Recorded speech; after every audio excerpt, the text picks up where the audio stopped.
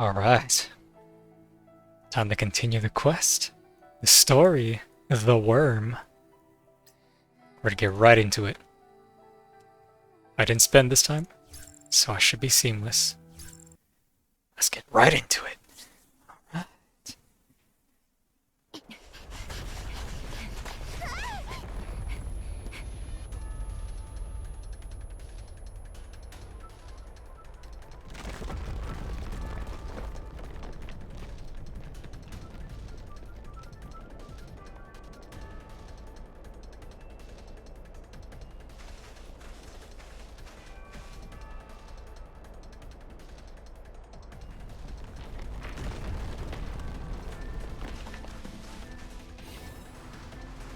The hell is happening?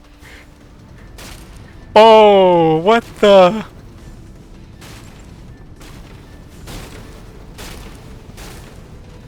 Shit. I'm gonna fail.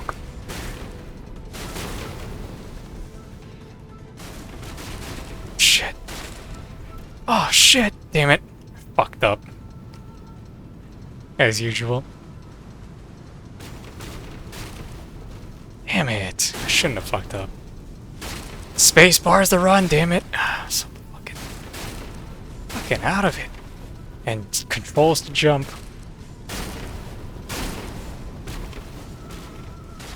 Come on. There we go. There we go. Jeez. I can't believe I failed that. I'm so fucking lame.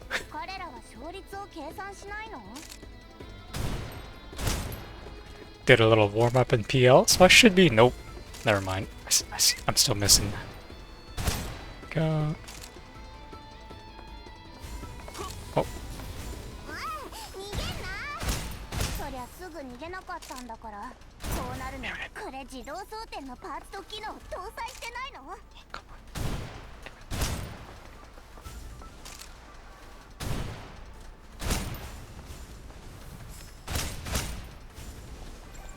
Oh my goodness. I was not expecting this to be this action-packed. Come on. He's literally just standing there. That was not ahead. Oh, I had no idea. I thought this was like a still scope. There's actually very subtle swaying. I had no idea. I thought all the zoom-ins were just still and stable. Bruh. Come on. There we go. This place.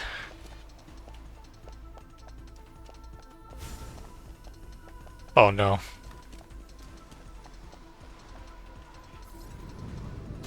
Go, go, go, go.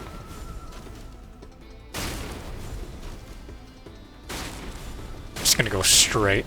Make it a little easy. What? There's no way. There's no way.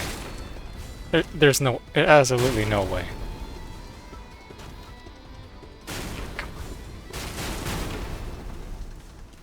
There we go. I can't. I'm gonna try to not be on dash mode near those things now. Run! Run, Fritia, run! There we go. Yippee! I love the physics. Nice.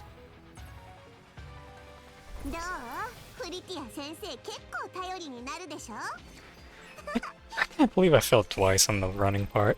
So fucking... Such a scrub. Such a shame. What happened to you? Imminence. Shroud the truth with layers of lies. Oh. Amongst the gaps in armed engagements, I once again discovered some investigation data we had hastily inserted into this combat module. This time she had slipped into a space that looked like a shrine. She was crouching against a wooden column, letting the shadows envelop her as she quietly monitored the interior. My revered God, please forgive me. Under the shrine's central offering platform, knelt a local clad in a cloak, hands clasped, murmuring softly in prayer. Though I do not know your sacred name, nor the visage you bear, nor even the full measure of the blessings you have bestowed upon this land, the elders have always taught us that to be born in Beiting is to be chosen as one of your children. As one of your chosen, after what I've done, I know I must humble myself before you and confess. The truth is, deep down, we of the younger generation, we've never really believed in your existence. We never believed in the legends about you, thinking of them as nothing but chains that held us back from leaving here. It's we who took away your worship. Until even your reverend name faded from memory. Revered. Her teeth rattled and breath quickened, with tears thickening her voice. The incoherence in her words made it difficult to discern if it was penitence or a prayer. From behind the column, one could only see the figure by the offering table trembling fiercely. Her koto was hitting the ground like her head was hammering nails. Each bow dragged her deeper into a frenzy, her emotions trembling on the edge of collapse. After a brief hesitation, Boo drew a unique, finely crafted bone whistle from her pocket and began to play a strange tune. This is... It was a melody I had never heard before. The local girl's response told me it was probably a tune familiar to generations of Beiting people. My revered god, are you answering my call? But this can't be true, can it? Definitely not. Wow. Her words cut through the air, sharp and decisive, as she made her way out from behind the column. You're the one who came to purchase land, the outsider. Seriously, the outsider buying land? Up the act. We're well past pretending now. I have no idea what you're talking about. Whatever. You might not get it, but the suit you torched outside? Yeah, it totally understood what was going on. What exactly do you want from me? I already helped you once. Boo Boo's sharp words tore through her disguise, and panic flooded her face instantly. But it was the helplessness and confusion that truly overwhelmed her. Why is it always like this with you outsiders? Why can't you just leave? There's nothing here worth staying for. Even we are trying to leave this place behind. Keep going. I'm all ears. What more do you need to hear? You should leave while you still can, before the ones with guns spot you. I won't tell us all you've been here. Nope, not happening. Like I said before, I'm in the business of saving folks from trouble. What kind of joke is that? I, Boo Boo the Geomancer, would never joke about such a thing. Boo Boo's smile vanished as she locked her gaze onto the local girl with piercing intensity. Her unrelenting stare held steady until the defiance in the girl's eyes faded completely. You helped me out, preventing your friend from grabbing my weapon. You also distracted the Taigu Connect soldiers pursuing me, and you didn't tell them where I was. I owe you for that. That's why I'm here, looking for you instead of your selfish companion who couldn't care less about others. You're kind and honest, the type who just can't help but speak the truth. The truth needs an audience. It needs to be heard by a hero who can change the course of everything here.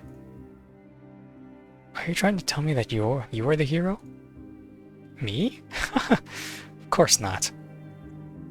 It's a bit hard to explain, but just consider me as the hero's eyes and ears. What I hear, he hears, and what I see, he sees too. Beiting is crawling with eyes and ears. Yep, and the big names are all watching. Well, now that you're saying all this, let me guess. You've already prepared a way to get the truth past all those eyes and ears? Boo Boo's clever perceptiveness caught the other girl off guard, her eyes widening in surprise. How'd you know that? Are you a messenger sent by a revered god to save us? Stop talking about your revered god. There's no god here, and you're fully aware of that. But indeed, I do have a talent for delivering messages that predict the future. How do you think I got my title as the Geomancer?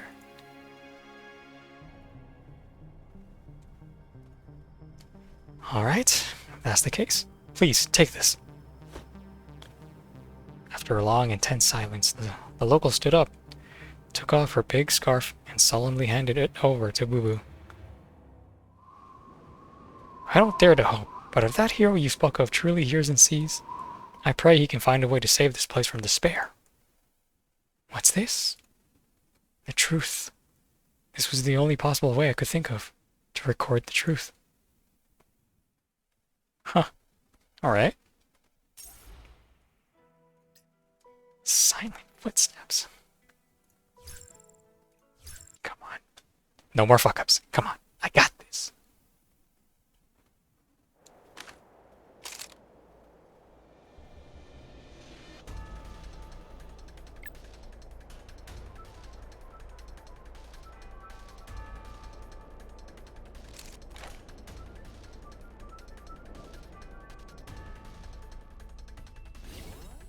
I absolutely adore those little sequences.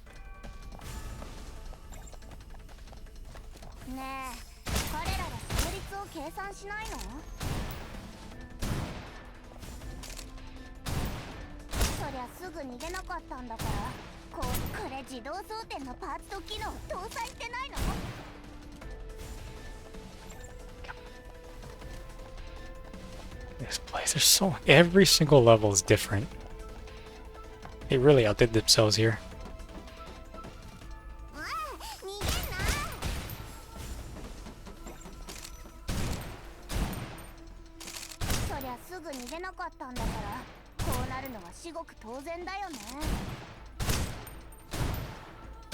come on. Oh, please. Oh my goodness.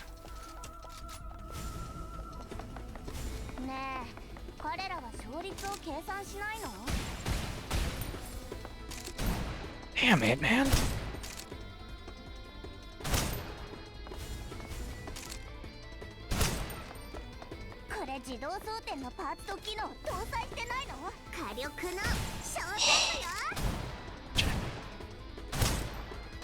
Come on, man.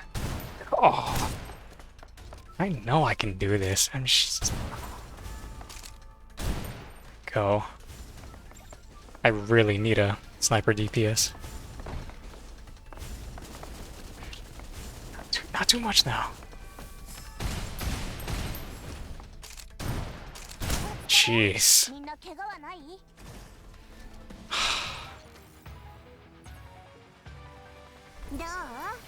Wait. I've never seen that. I've never seen that enemy type. That big guy? Is he new?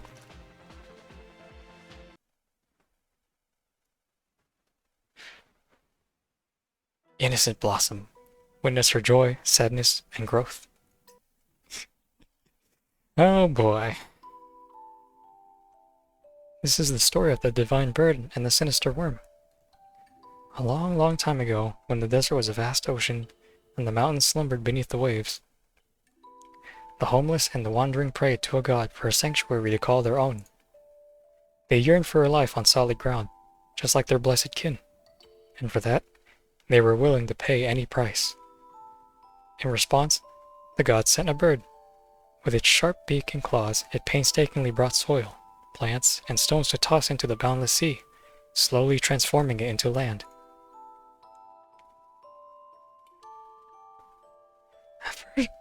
At first, the people waited patiently, their prayers brimming with hope and gratitude, but as time wore on and progress was slow, patience turned to frustration, and the reverence curdled into resentment.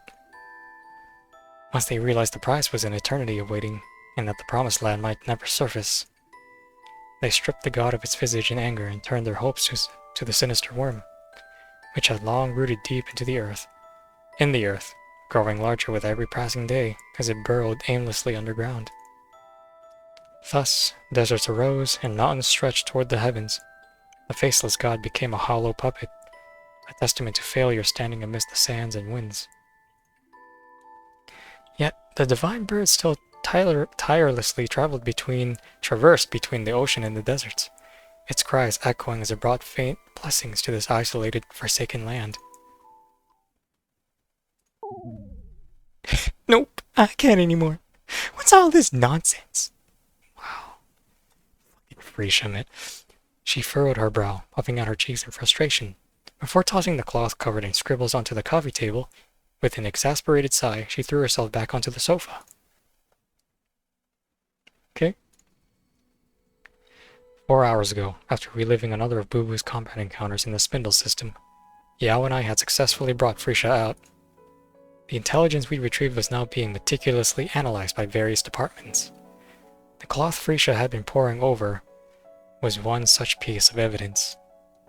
Using 3D printing, okay, we'd managed to recreate certain physical artifacts from Boo Boo's findings, ones that were otherwise inaccessible, to help us better understand what she'd uncovered. That particular piece of cloth had been handed to Boo Boo during her mission 6 months ago by the last Beijing local she had made contact with. I'm sorry. This is all I can do.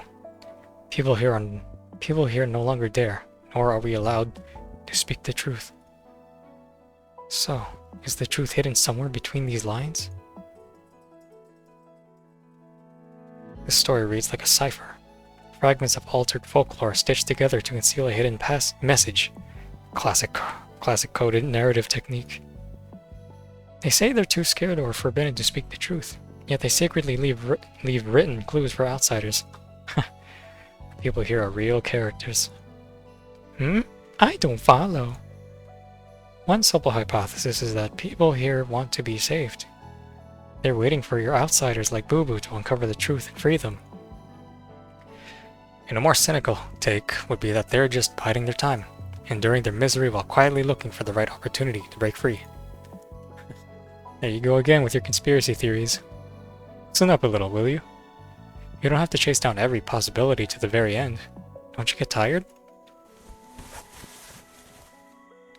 Leaning forward, she looped her arms around my neck from behind, resting her chin on my shoulder while her sharp eyes focused on the cloth sprawled across the coffee table.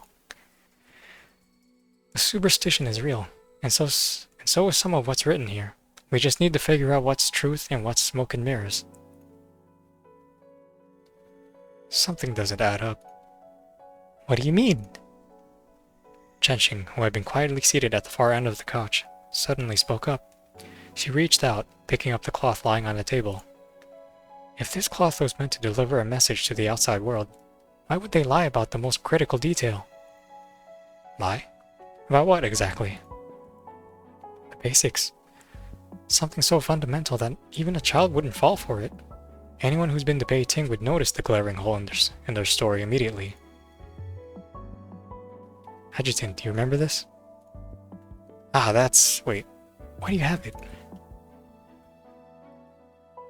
She held a small wooden carving, something I'd made from memory after logging off the spindle system. I borrowed it from the intelligence analysis department. They said you carved this because of some of the data couldn't be recreated with 3D printing. Yeah, that's right. Is something wrong with it? Oh, there's plenty wrong. This thing shouldn't even exist in Beijing. Or, more precisely, nothing like it existed there 12 years ago. She let out a soft smirk and placed a wooden carving, an accurate replica of the statues we saw in Beijing, onto the coffee table with a firm thud. The crisp sound of the carving hitting the table was like a resonating gong, striking deeply into the hearts of everyone present. Coming from anyone else, such a claim might have been met with skepticism. But this was Chenxing. Her word was beyond question. Even with our recent experience of intense simulated combat, a shiver still ran down our spines. Fritia practically sprang upright like a startled fish, her body taut as she fixed an eager, wide-eyed gaze on Chenxing. I knew it! I knew there was something fishy going on here! Quick, spill it already! It's actually quite straightforward. 12 years ago, I took a trip to Beijing. Did you know? My family brought me along to visit a distant relative. We drove across the desert plains of Beijing. Did you stop anywhere along the way? No.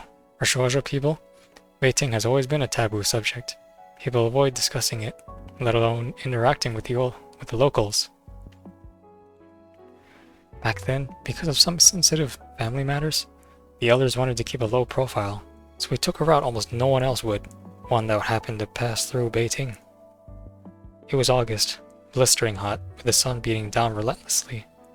I was just a child and didn't know any better, so I rolled down the window and to look outside. One of the elders scolded me right away. That's why I remember that day so vividly. That elder told me Beiting was a place outsiders could never truly understand.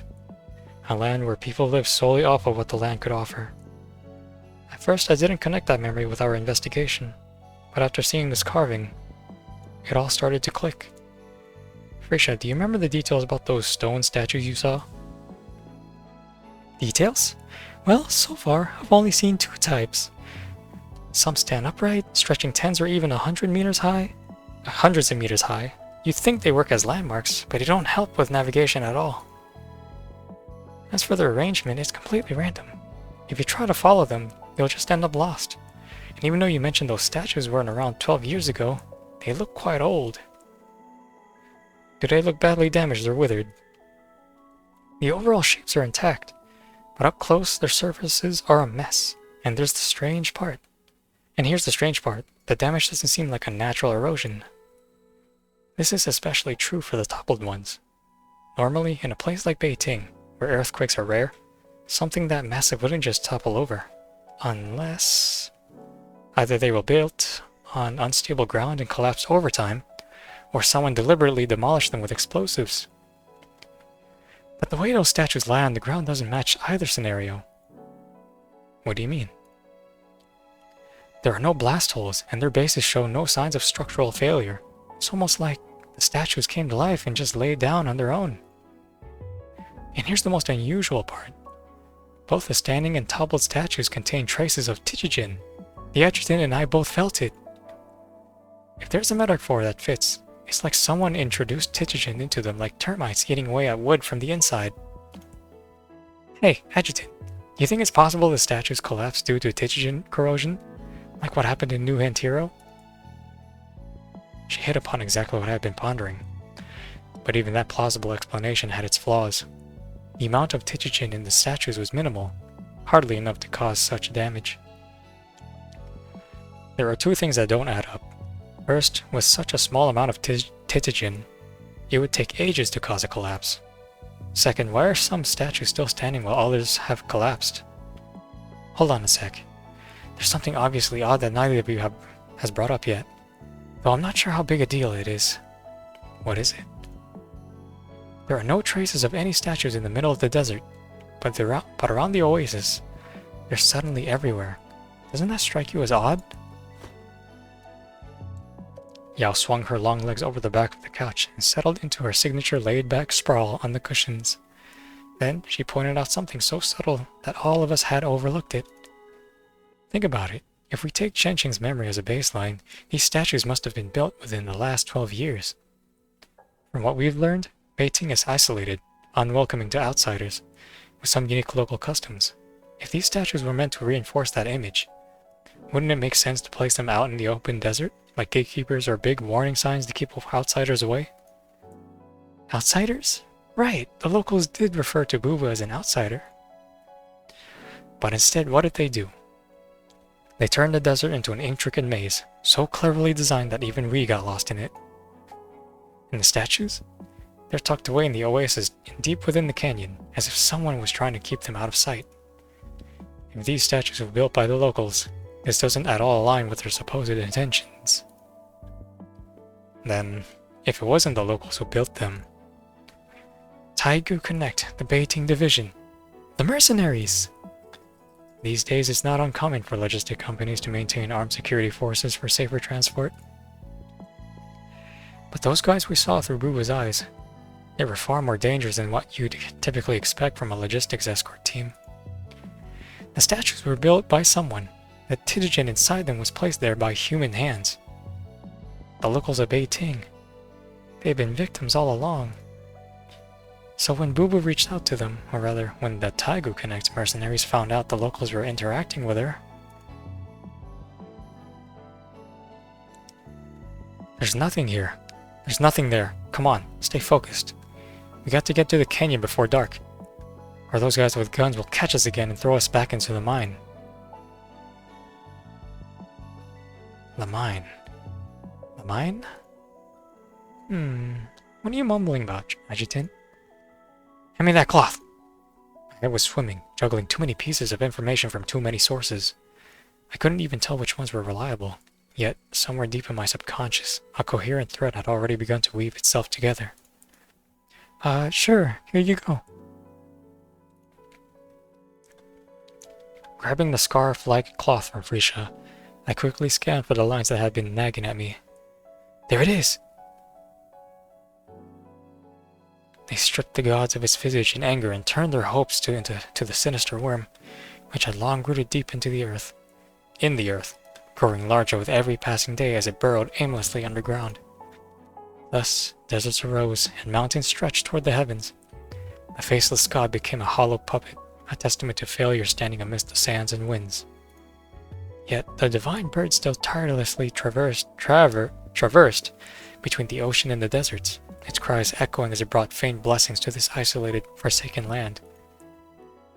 But even these blessings were twisted and suppressed, for the sinister worm pledged itself to outsiders, and the new god the locals exalted and reshaped its flesh into the iron Ouroboros guarding the underground palace. What a carefully constructed riddle. Adjutant, have you figured something out? Chenching, earlier you mentioned that 12 years ago, one of your family elders said the people of Beiting lived solely of what the land could offer.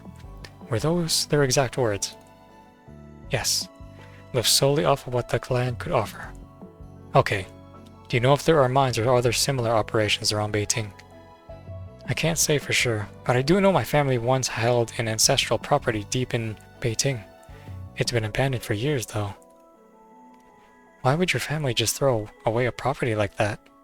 Something happened? Because it has ties to Zero with a dash. Zero with a dash? Yes, it was a long time ago. Back then, Zero with a dash was pretty close with the G family and began assisting in managing that property.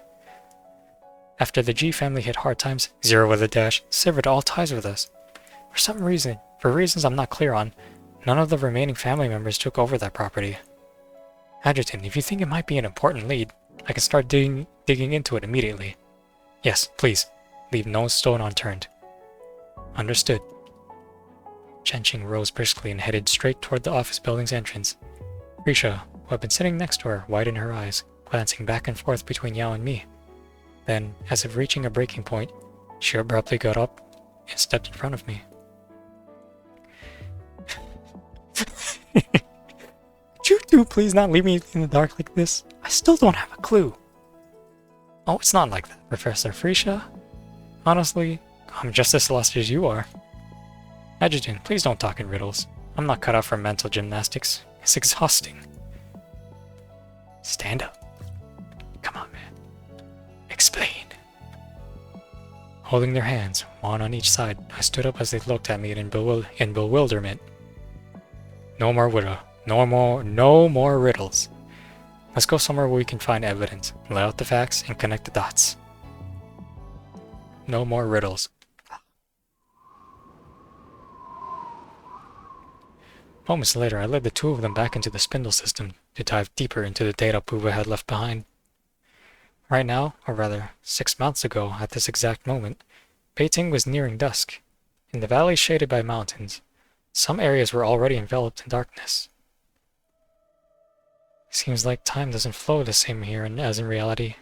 I've been trying to wrap my head around just how much Boo Boo managed to pull off since we first logged in. In less than a day, she infiltrated this place deep into Beiting from the outskirts, solo, while facing those brutal fights. If she really did all that, just calling her a field agent feels like an understatement. The system might be functional now, but it's still far from perfect. It can't fully convert every second of a field agent's experiences into recorded data yet. Signal interference, environmental factors, physiological conditions. There are so many technical issues that we haven't tackled. Right now, we can only see the parts Boo Boo chose to upload, which is why piecing together her entire investigation is so difficult. Adjutant, you said we're here to find evidence, but what exactly are we looking for? We're looking for the Iron Ouroboros. Huh? Nani? Iron what now? Tell you what, let me share a story. If you still don't know what we're looking for by the end, we'll log out and get some rest while waiting for Chenxing's findings. Is it going to be a long story? Just a few lines. The two of them exchanged glances and plopped down on the ground in unison, looking at me with amused curiosity, ready to hear an intriguing tale. First time hearing a story from you in a place like this. Alright, let's hear it. 12 years ago, there were no stone statues in Beijing, but the locals had their own beliefs. At some point during these past 12 years, someone, or perhaps a group, of people whose identities remain unknown, began meddling in this secluded, insular place for their own selfish reasons. They turned Beijing into their personal testing ground, using the Taigu Connect mercenaries as their eyes and hands. They transformed the surrounding desert into a maze designed to disorient intruders. Excuse me. In the oasis and canyon, they erected colossal statues. They took control of the locals, stripping away both their freedom and their faith. Stripped away their faith? Exactly. Remember what Bubu overheard during the battle? We gave what should have been offered to it, to someone else. If it refers to the deity the locals originally worshipped, then according to the writing on that cloth, it must be the one they prayed to for land. Oh, and here's another interesting detail. Do you remember what those people were wearing? Taigu Connect uniforms. That could mean... That's some of the mercenaries doing the dirty work for the outsiders were recruited from the local population, right? Sharp as ever. Damn it. I'm starting to piece it all together. In that case, how about you take over and continue the story for me, Professor Fritia? Sure thing. I'm up for it. What do you say, Yao? I'm with the adjutant. Can't wait to hear Professor Fritia spin a tale. Alright, first off, let me decode that confusing mess written on that piece of cloth. I had to admit, once our little genius's mind clicked into gear, her ability to zero in on the key points was truly remarkable. Simply put, a group of outsiders came here and struck a deal with the locals. Given everything we already know, if the divine bird represents the way the people of Beijing used to live, then the sinister worm, or Iron Ouroboros, must symbolize the new way of life brought by these outsiders. Something that completely reshaped everything for the locals. Rooted deep into the earth, burrowed aimlessly underground, the mine lived off what the land could offer, the G family's ancestral property. All these seemingly unrelated pieces might actually point to the same thing. Right beneath Beijing, under our very feet, there's likely a mine producing some unknown mineral.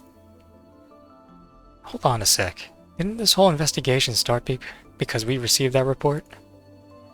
Exactly. The report claimed that awakening dust contains a mineral that likely originated from Beijing. Looking at it now, everything here has probably been nothing more than a distraction.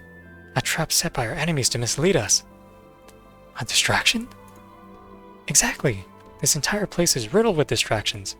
The desert's labyrinthian terrain, the statues, the local customs, the superstitions, and the confusing local lore.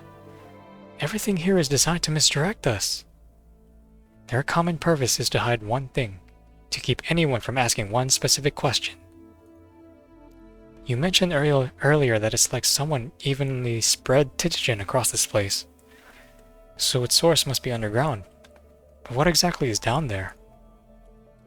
Just like before, Yao bent down, scooped up a handful of sand, and let it sift through her fingers.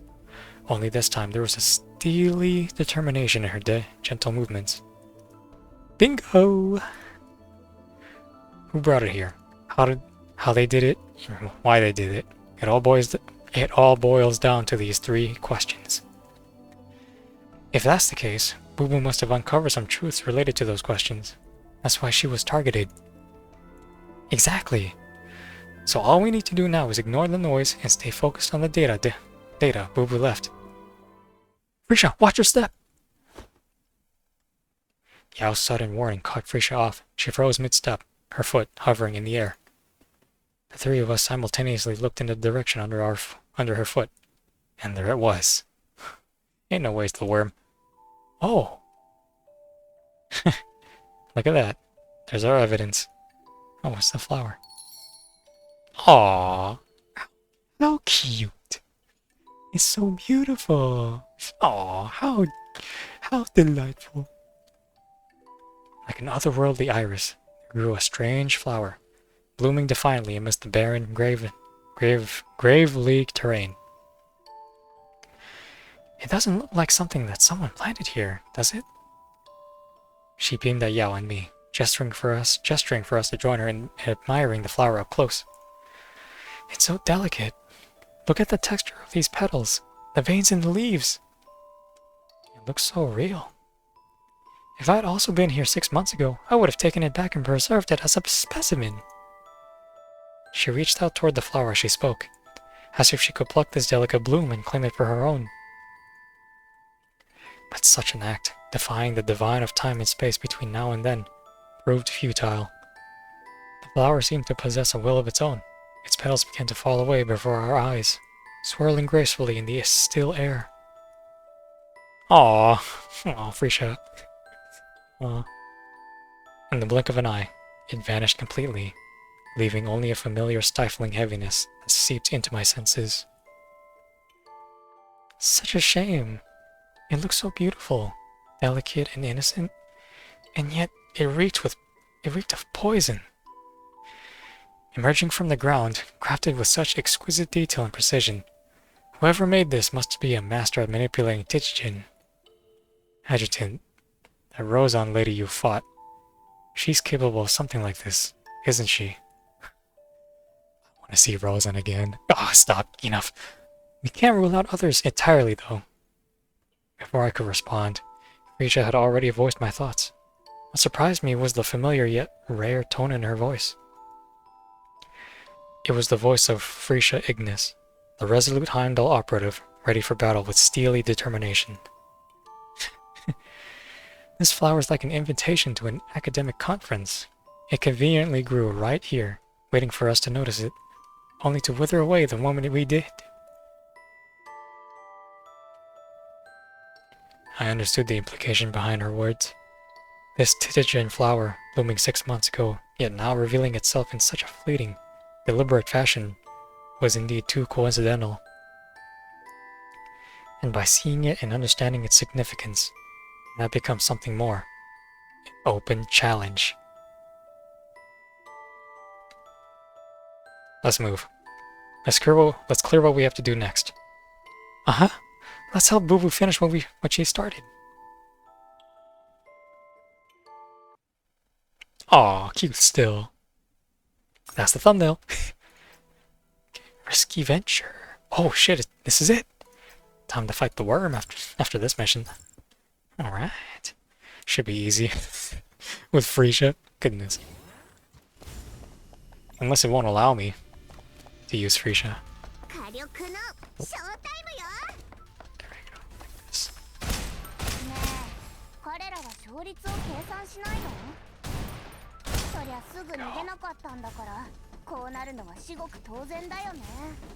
I think I can do a temple after this, after I complete excuse me, the story. Let's see if I get her. Go.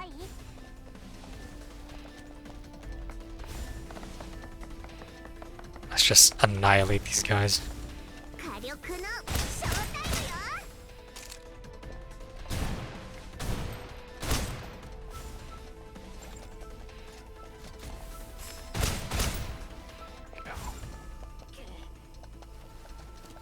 Is that them? Heard a grunt. Like literally every single level is different. It's so nice. But it must be a lot of work though. Yeah, this guy's new. It's pretty cool. If this was the real M134, shit, I would have died already.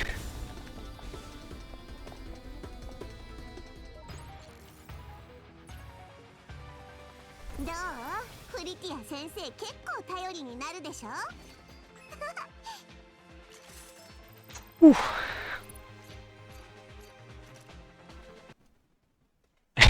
Binoculars, baby. I still want everyone to have like a sidearm, just for, you know, just to add a little depth to the gameplay, like a little sidearm, customize it, different kinds of sidearms, and even have a binoculars function. It'd be pretty cool. I doubt they're gonna do that though.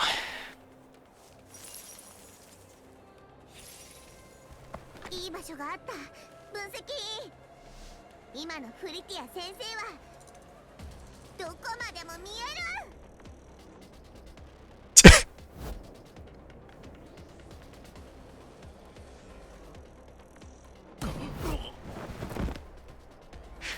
Nice shot. へへ、ハンターたるもの、辛抱強く。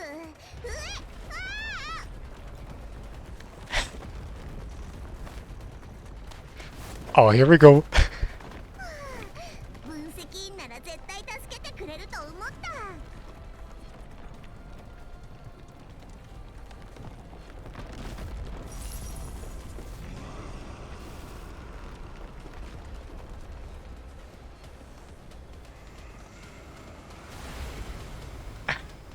Lang. I love it. このフリティア先生がついてけないことは It was great. They're improving. Each patch, they're improving their visuals. 火力のショータイムよ。 Ah, fuck off, man. Come on. Bro, come on.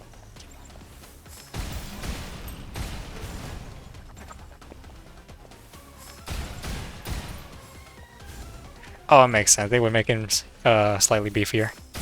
There we go. Because in the trial version of this, she fucking absolutely annihilates this worm. Damn it. Come on. Do I have to manually shoot it?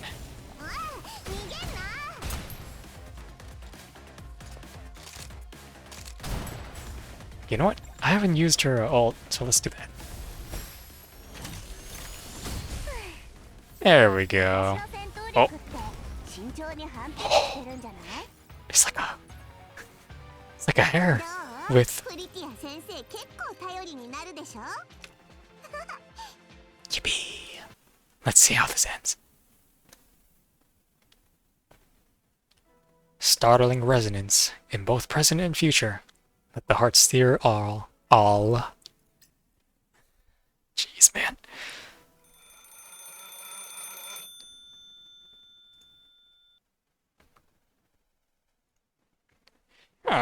What the heck? This stupid thing. I swear I'd turn it off. Benny? Wife. He slept long enough. It's time to wake him up anyway. Life. Oh, what's the rush? It's not like anyone from the office is banging on the door yet. Oh no, darling, don't wake up. Just go back to sleep. Before I could finally open my eyes, her hand gently covered them. A soft weight settled on my chest, accompanied by a familiar sweet fragrance wafting through the air.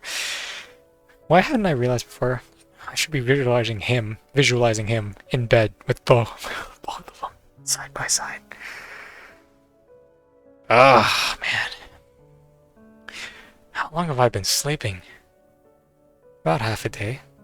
How are you feeling? Still tired? Every time I see her, such a fucking... whatever. She must have been sitting at the edge of the bed. I could feel her carefully tucking the blanket around me. Much better now. How are Fritia and Yao? They're both fine, don't worry. We made sure they got their nutrient packs and full checkups before sending them back to their rooms. They're probably still asleep. The mattress bounced slightly as Fanny rolled off me and nestled beside me. Her hand, which had been covering my eyes, slid down, her fingers gently tracing along my cheek. Seriously, darling, you need to take it easy. Do you have any idea how worried I was yesterday? I came home after work only to be told that the three of you were still hooked up to that spindle system thing. So I grabbed Wednesday and we rushed to the monitors, and oh boy, all the readings were off the charts. Were you trying to give us a heart attack? Hello, I'm talking to you.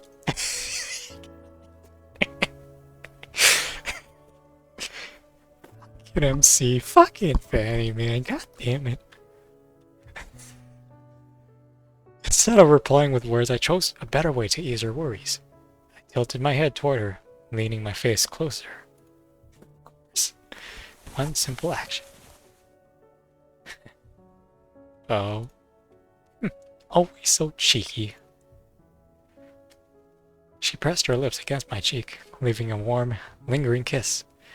With that, her earlier frustration melted away, along with the last traces of my sleepiness. I finally opened my eyes. Shit, bet you awake with that. Ready to get up? Yeah, don't worry, I'm okay. Arms, legs, every part of me's fine and working well. With a good stretch, I suddenly pulled them both into my arms. Caught off guard, they let out delighted squeals and chuckles, amidst which I slipped out of our cozy bed. Oh, come on, man.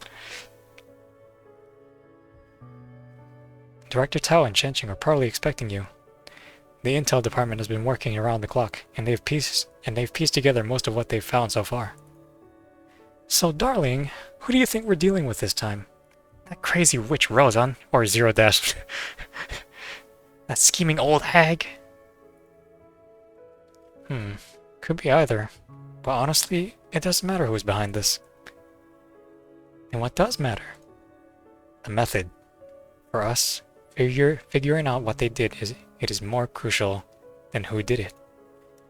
Ever since the demiurges started gaining ground, not just us, but every group capable of utilizing Titigen as a resource has started re-evaluating their strategies.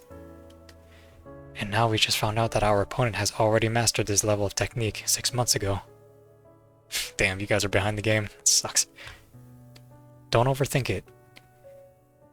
Things work out. We'll handle whatever comes our way. She gently stroked my back, her tranquil gaze radiating a warmth that never failed to calm my thoughts and ease my worries. Exactly. You're the head of the house, aren't you? So act like it and stop overthinking. If you keep frowning like that, you'll get wrinkles. You're fucking adorable. Fanny circled around me. I fucking regret not getting your wedding outfit, meticulously adjusting my collar. Moments later, she stepped back, her eyes scanning me from head to toe. Satisfied, a wide, approving smile spread across her face. There, now you're ready to face anything. Shit. Good question, man. How are things going for you two? Everything okay? Steady progress, though it's slow. I'm handling the joint training sessions, and Wednesday's keeping a close eye on the exosuit adaptivity upgrades for you. Don't worry about us. We're doing great. Good to hear. Well then, see you tonight. Sure.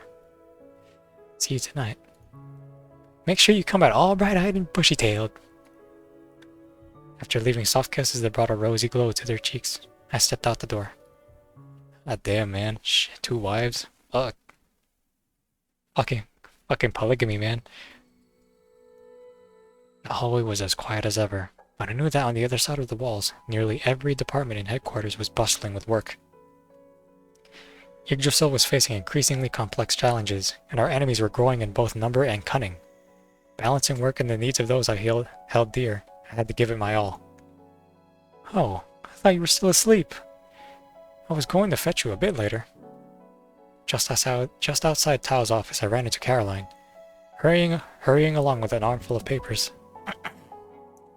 What's all this? Let's see. Notices for assistance with the baiting investigation, a press release about a company's stock redistribution, and this one, a stamped document for the home border office. Oops! She rattled off the list while mechanically counting the documents in her arms. But the load proved too much, and one of the documents slipped and fell to the floor. It's okay, I've got this. You should go inside now, Adjutant. Director Tao and Chenching are waiting for you. Ignoring her suggestion, I bent down and picked up the document. It was a thin sheaf of papers, with a receipt from Yggdrasil's finance department tucked inside. That's for Boo Boo's family. Her hometown isn't nearby, so we had to go with physical copies. Got it. Alright, see you. See you. Familial compensation. A term I hadn't thought of in what felt like forever suddenly resurfaced in my mind. I forced the emotions down and pushed open the door to Tao's office. You're fine, bro. She's not gonna die. Adjutant. How are you feeling? Fine. Nothing to worry about. Let's get straight to business. I've made some headway on what you asked me to investigate. The G family's ancestral property in Beijing. It was indeed a mining operation. About half a century ago, it was abruptly shut down overnight. Every piece of related information, documents, records, witnesses, was deliberately erased or buried. Zero div with a dash. Yes. Yes. God damn it. Reminding me of a fucking YouTube video. Okay. Following this thread, she's almost certainly involved. I'm still digging deeper. I'm reaching out to some black market intelligence dealers to see if they can offer any useful leads. What about your family? Your elders? Are they willing to share anything? That's yet another strange thing I was going to report. I can't get through to anyone back home anymore. How come? Didn't they just send you a family letter not too long ago? They did. But when I tried calling to ask about that letter, I couldn't get through to anyone in the family. I have no idea what's going on. Let's not assume the worst just yet. If someone's targeting you, Driscoll, they'll reach out to you or me sooner or later. I agree. Don't let this distract you, Adjutant. It's probably nothing to worry about. Alright, so, what's the situation here? I turned to Tao, who had just slid a peculiar object across the table to me along with a report. A tooth from the Iron Ouroboros. Thanks to your investigation in Beijing, Boo Boo's data uploads are now complete. The head of the engineering department personally reconstructed this object from the data. Iron Ouroboros, huh? We're sticking with that name from the story? It's already stuck. But take a look at the report. That's where things get interesting. Following her suggestion, I picked up the report. The content immediately seized my attention. It has been confirmed that the components which could not be reconstructed due to the lack of necessary materials contain the same substance found in the composition of Odin's remains. Oh. Awakening dust? No, this doesn't make any sense. It's impossible for Ozone to have created something like this 6 months ago. Unless it was an early stage prototype. Starting with arthropods and crustaceans, then gradually progressing to higher life forms. It's a standard R&D approach. And the precise manipulation of Tittichin you saw earlier in the spindle system, that has Rozon, Krarenna written all over it. Targeting an entire region, manipulating the locals' beliefs, playing mind games for personal gain. That's also her style. Damn. I hope Rozon becomes playable. Fuck! I love a capable villain. Damn. She fine as fuck. Okay. But it's been 6 months. Plenty of time for new variables to emerge. Do we have any lead on Zero with a Dash's whereabouts? Already on it. We've also sent operatives to the G family's former property. Excuse me. You need to take a breather. For now, the safest move is to focus on the spindle system, the new exosuits, and the joint training program. Fritia's adapting well to her turbo exosuit, and Yao's performance metrics are becoming more precise, which will guide the next phase of her exosuit development. Oh, okay. Okay, hinting Yao's. Shoot. New Yao. Alright. In just one day, the three of you achieved what previously required a full battle deployment. The spindle system is currently the safest and most reliable way for Heimdall to carry out missions. They're gonna use the fuck out of this system, aren't they? Come on, devs. Don't abuse this spindle system now. Boo Boo. Didn't she upload 3 complete independent datasets? When can I start with the second one? Andro. She sighed, rubbing her temple as she softly called my name. Easy. There's no need to rush. You don't have to push yourself this hard. We're already sending out compensation to families. How am I supposed to take it easy? Boo Boo's condition is improving. It isn't as bleak as you think. I'm watching her. It's only a matter of time before she wakes up. But if you're this worried, all the more reason to slow down. For her sake. Because I'll need you to...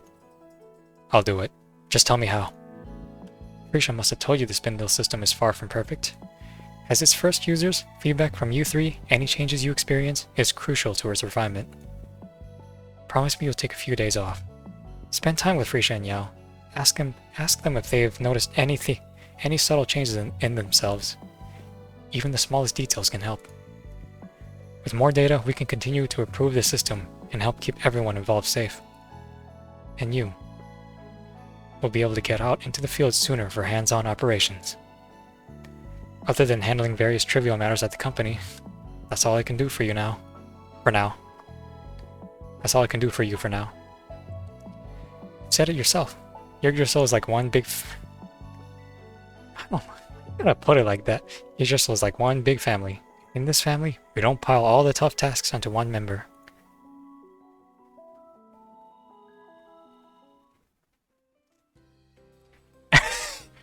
Nita!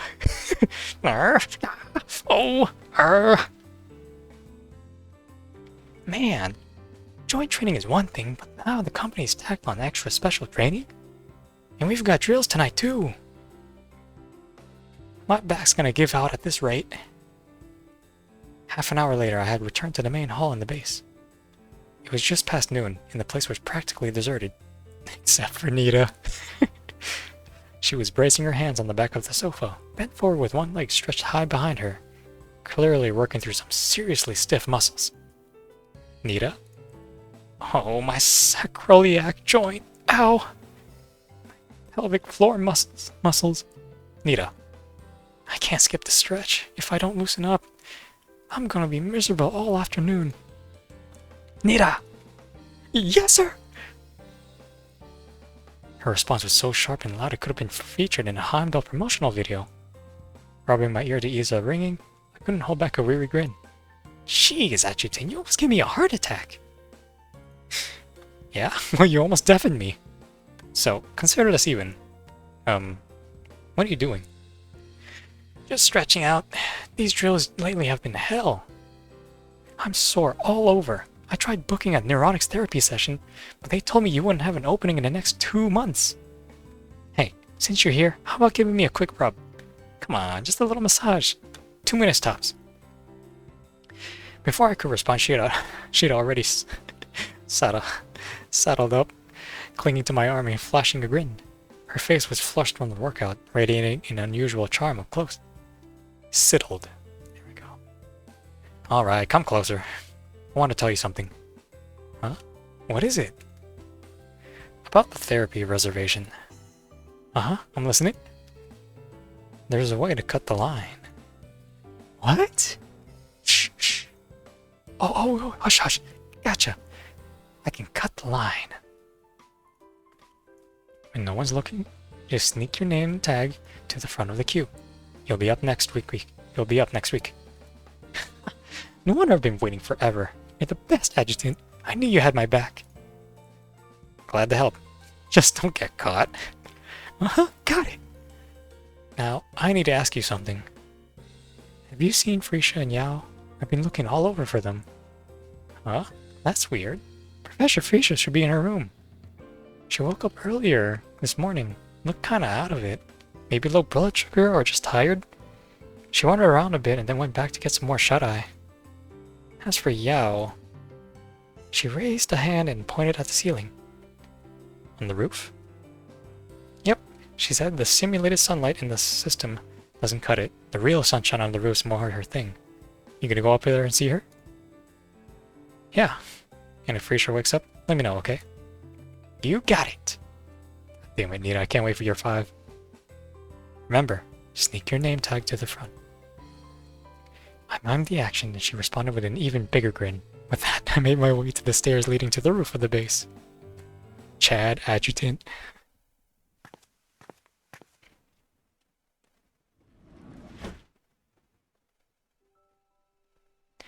The sun bathed the rooftop in its warm embrace.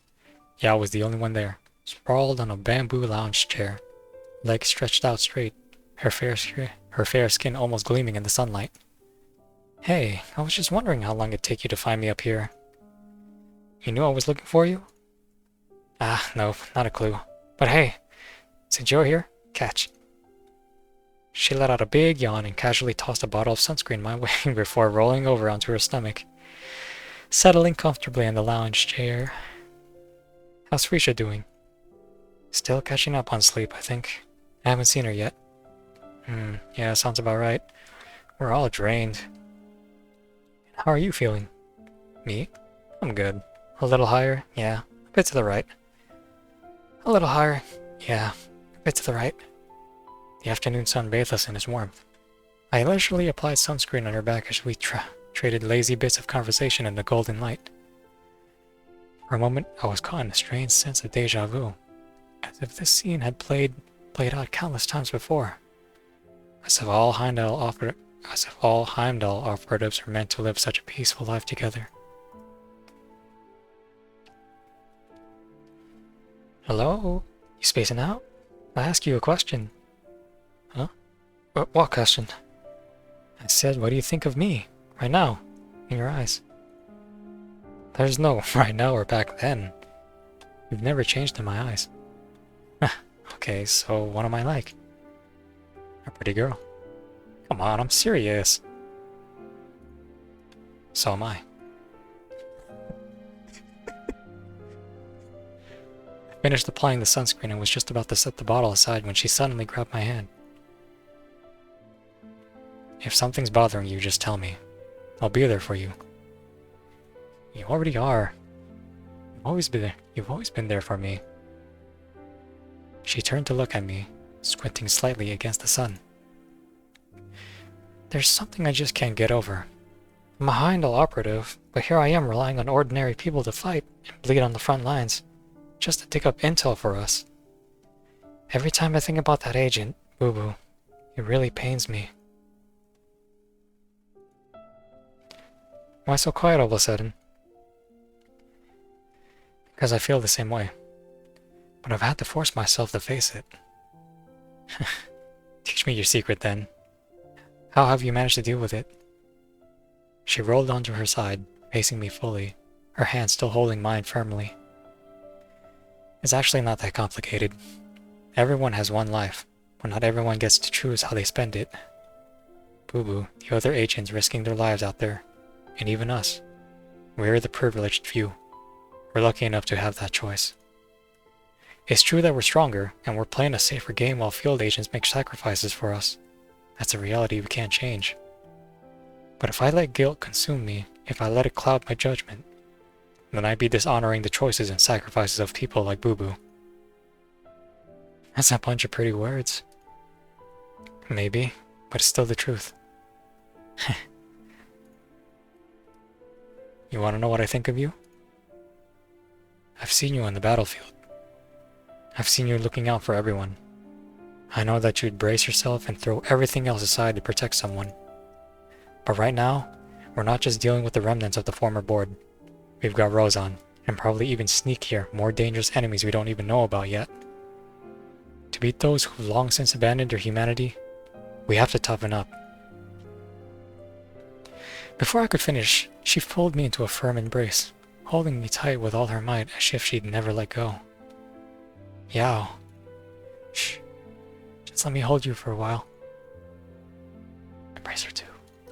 Do it.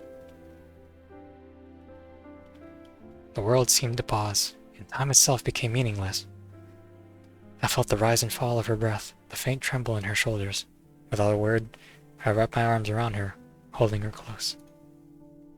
We stayed like that for what felt like forever, until her breathing calmed, and the sun dipped further west. Slowly, gently, we let go of each other. Let's head back. Sure. And you should check on Fritia too. She needs this more than I do. I know. As our footsteps faded away, the rooftop returned to its quiet stillness, but the void in our hearts had been filled with each other's warmth.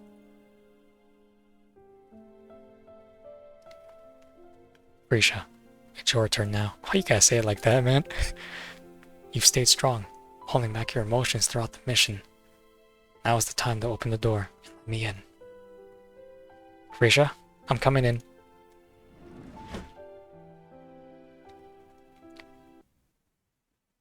Shit, alright. Shit. File 1. There's supposed to be voices here, but they had to, disable it. Bathed in light. Become a sun emitting unrivaled warmth in the other's heart. Aw, cute. Excuse me. When I entered Fritia's room, she was lying quietly on her bed. If not for the faint glow emanating from the spindle headset she was wearing, she could have easily passed for someone deep in sleep. 10 minutes earlier, a spindle system technician had rushed to me, reporting that someone was still accessing the first dataset uploaded by Boo Boo. It didn't take long to confirm that the user is none other than Fritia. Unlike the last time, when she'd been stuck in the system with dangerously high therotropic nerves activity, this time her vitals were completely stable. So stable it barely felt like she was immersing her consciousness in the system at all.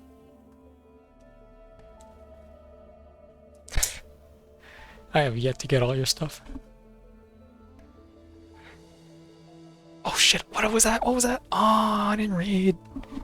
Whoops, sorry about that. See? Now I needed to dive deeper into her psyche too. I let myself relax, lying down naturally beside her. Then I put on the headset. If she wanted to linger in that simulated world, I'd go in and find her, and then...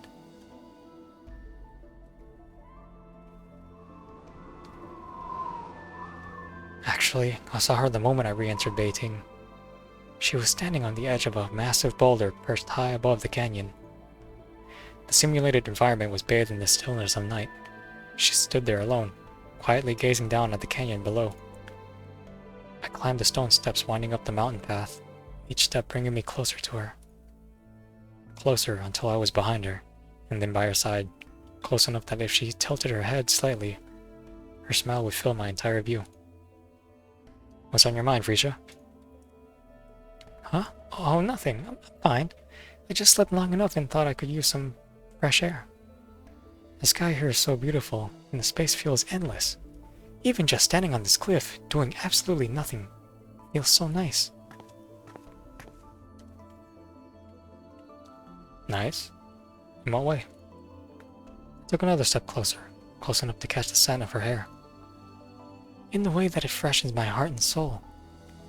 These past few years I've been cooped up at the company, either on missions or buried in research, and during the rare downtime, I've always stayed holed up in the base. It's been such a long time since I felt free enough to just breathe like this. Oh, don't worry, I'm really just... Oh! Oh, MC. There was no need to hesitate. In moments like this, nothing felt more right than wrapping her in a simple embrace. This was what we both needed most right now. Adjutant, you... Her surprised yelp softened into a long, relieved breath, released onto my chest along with the trembling of her shoulders and the rhythm of her heartbeat. Feeling a little better now? Her soft reply was all the reassurance I needed. I loosened my hold slightly, resting my chin gently on top of her head, savoring this rare moment of peace with her. Such a naughty student. What's that? Nothing. I was just thinking. Thank goodness that Professor Fritia is just a nickname. Unlike adjutant.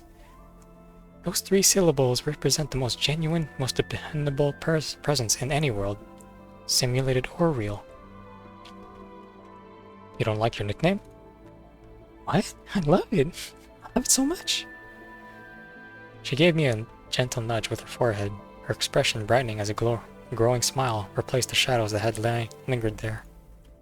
But I'm starting to feel like there's not much left for me to teach you.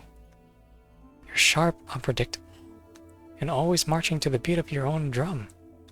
It's impossible to figure out what's going on in that head of yours. And what about you, Professor Fritia? What's going on in that head of yours? Me? What's in my head? Hey, don't flip this back around on me. You're so good at making little quips just to change the subject.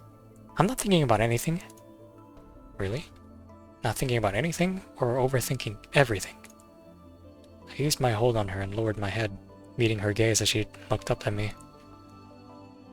Yeah, I'm overthinking it. That's right, I'm overthinking everything. She murmured to herself, then turned around and sat down at the edge of the cliff.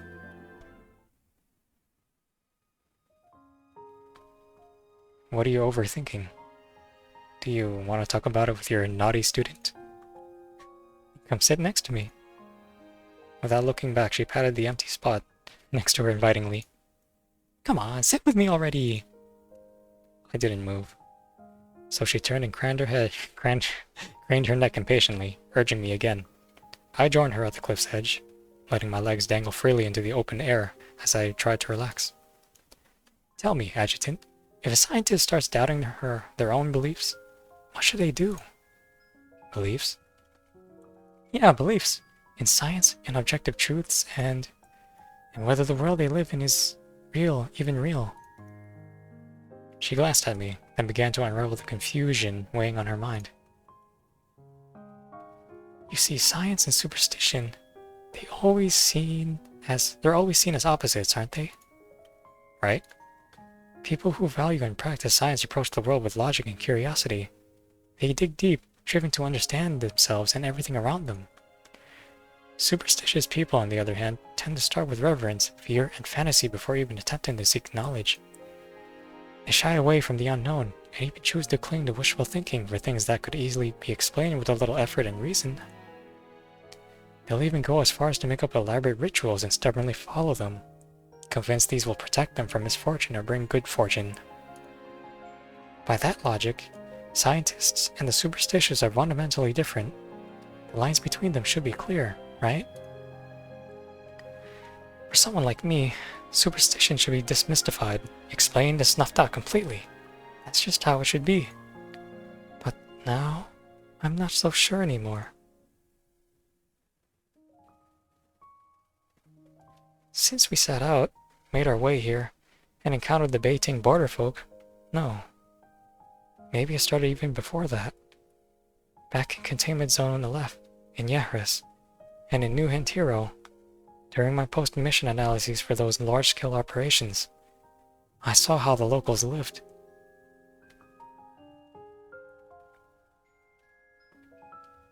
But this time, it's so much clearer and stronger. It's left me with a question I can't shake.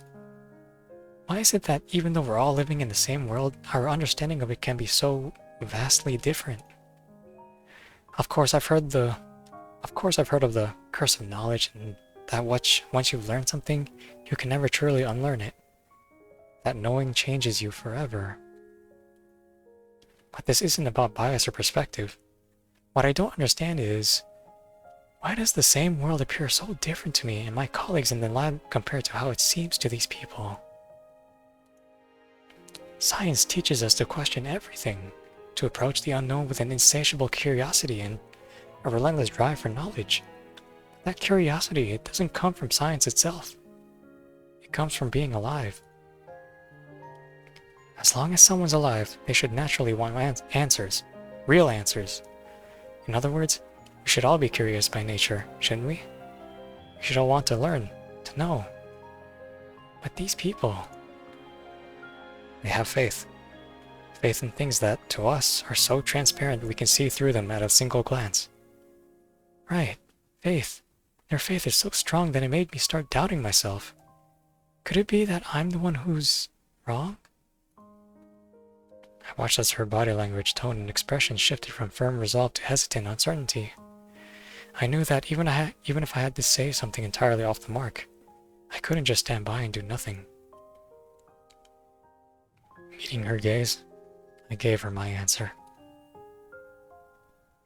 Everyone has to find their own way of living. Deciding what to believe in, what helps them survive, Maybe it's never about being right or wrong. What are you saying? It's never about being right or wrong? Wait, you're playing word games, Adjutant. Her instinct was to cling to her own understanding, but the thoughtful nature she couldn't suppress quickly took over. If we go with your theory, then wouldn't science just be another kind of faith? Oh man, watching here. It's all crumbling before you, ain't it? Well, maybe I should rephrase. What I meant was... No, hold on. Let me think this through on my own. If science is a type of faith... If science is a type of faith... Hee, we do. Get it now? It's actually true. Yeah, it makes sense. Shit. She didn't give me a chance to argue. Instead, she dove headfirst into her own thoughts and analysis, quickly arriving at her own conclusion. What's so funny? I'm laughing at myself for being so stupid. Professor Fritia is such a dummy, an idiot who belongs locked up in her lab. It will serve me right if I never grow tall. Sure, don't say that. You don't have to pretend. No, really, I'm not pretending. I actually get it now. Think about it. People need an ethos to live by. An ethos is like the all-encompassing framework for our desires. The fuel that drives everything we do, right? And no matter what we do, we face challenges. Even something as basic as eating takes effort to chew and swallow. Without that drive, people would just become lazy, lock themselves away, and drift through life without purpose. The harder the challenge, the stronger your ethos has to be to push through it. Science? Scientific research is one of the hardest challenges of all. Or maybe I should say, it has no endpoint, no finish line. So, as a scientist, I, Fritia Ignis, need a strong and unwavering ethos to keep myself going.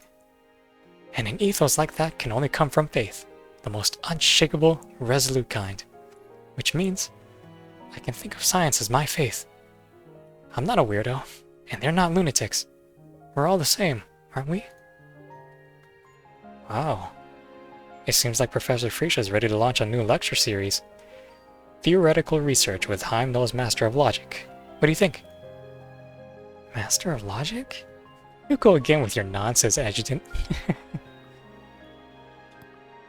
Laughing, she gave me a playful punch before leaning back and letting her body rest against the ground. When I think about it that way, I can't help but feel a little jealous of the forebearers and pioneers who laid the groundwork for modern science. Jealous? Why? Huh? Don't give me that. You know exactly why. Her widened eyes bore into me. Excuse me. As though she was looking at the worst actor in the world. I really don't. It's because of time, of course. With a sudden burst of energy, she sprang to her feet, standing tall and gazing down at me with sincerity and intensity. Time? Yes, time. In an era of peace, the purpose of scientific research is to benefit humanity, to alleviate suffering, and to create better living conditions. But now, what is science being used for in this era? Killing? Fighting? Power? Money? Or even worse? No, wait, hold on. People who exploit their status and talents as top scientists to serve the wrong causes have fundamentally strayed from the right path. What if I've strayed from the right path too? She cut me off, her words shattering the light-hearted atmosphere we shared moments ago. What lingered wasn't tension, but an ambiguity that was difficult to define. I couldn't help but rise to my feet as well, meeting her gaze as I searched her serene expression for a truth that always seemed just beyond my reach. You haven't, Fritia. The Fritia I know would never do that. And that's why I called myself an idiot. Her smile was so genuine, so sincere, that it only deepened the mystery of her thoughts. There's this cruel world relentless enemies, companions who keeps growing stronger, and then there's me, just running in place. What? Am I not allowed to make mistakes? To lose my cool? To be blinded by the things I truly want? By the people and dreams I long for? I feel so lucky, yet so unlucky at the same time. I didn't get to live in an era of peace for long. I never had the chance to truly learn what mindset a scientist should adopt when facing challenges. Every step I've taken to get here, it wasn't fueled by logic or reason. It was pure obsession. No, it was more like superstition. Yeah, that's it. I've been clinging to my own kind of superstition all along. Before I met you, they called me a prodigy, a genius. But those labels, they didn't help me grow. They held me down. I moved forward just to protect those labels, sometimes with happiness, sometimes with pain. And then I met you. Let's just say that after we met, I learned something important. Some answers only come with time. Through experiences, through the ups and downs of life, through the endless cycle of failures and eventual acceptance. Only then can you make peace with yourself. And what carries a person through that journey is their faith. It doesn't matter if it's tradition, superstition, or science. In the end, it's all the same. Then, what matters to you? Not telling. Ah, that's just plain unfair. Some things need to be said in the right place, at the right time. It took me so long to sort out my feelings and admit them to myself.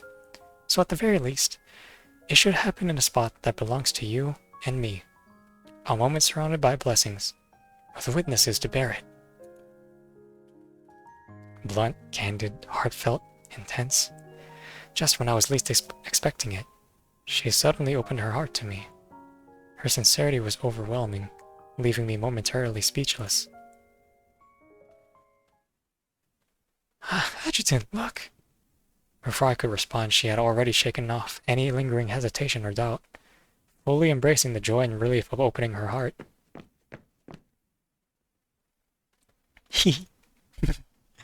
Damn it, Fritia.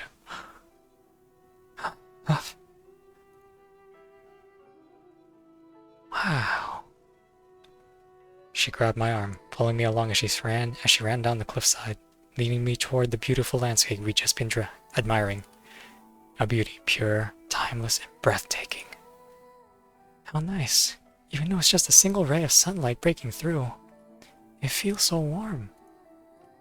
So, you're happy now? You're happy now, aren't you, Fritia? Of course I'm happy. How could I not be? I'm surrounded by sunshine right now. Aww, that's so nice. Look at that. Now that's the thumbnail. Over there, the sun rules in the sky. While here, you reign over my heart. Really now? Shit. That was nice. That was really nice. Aw, that was cute. And there was a voice file there too. I'm gonna revisit this and hear it. Once, if I remember, hopefully. No. I should remember. After that, visual. Shit. I'm gonna remember. So that was Sands of Secrets. Damn. I liked it. They are improving their storytelling. I love it. Oh, I need to do all this. What's this? Ah, nice. Not one is the other. Oh my god, this shit, man. Oh. 20 times? I gotta do this 20 times. At least I got 2 weeks to do this. Just listen to some music and just cruise through how many of them? 17 of them. That's what I'm gonna do. It's gonna be long. It's gonna be a long ass journey. Alright, 1,000. Let's see. I'm gonna go do a 10 pull and see if I get her. If not, then shit. I'm gonna get her eventually. Let's see, Let's do the daily. 非常に正確な判断だ。さすが分析員。 Oh, and speaking of this little icon on operative, hahaha, I can finally do a video. Acacia, 4-star Acacia, maxed out. M5. I lied. I fucking lied. Never mind. Stupid me. I'm kind of blind. I just need 30 more. I'll find a way to get 30 more. I lied, but it's coming soon though. It's coming soon. Once she's M5, I'm gonna do a video. I'm gonna do a video. God damn it! I was so hyped too. Fuck. I thought I made her M5. Oh no, not yet. Okay. Her up. Gotta do this. Essential.